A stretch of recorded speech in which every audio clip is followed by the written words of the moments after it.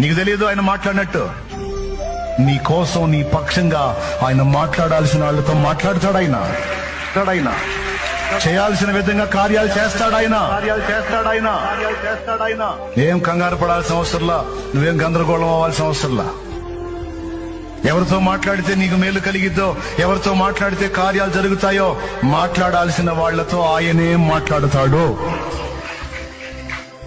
దిగులు పడద్దో.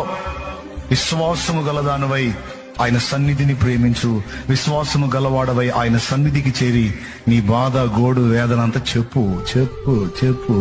మనుషులకు చెబితే ఓసారి వింటారు, రెండోసారి చెబితే ఈ మనిషి కనబడితే మైండ్ తింటున్నాడు రా అనుకుంటారు.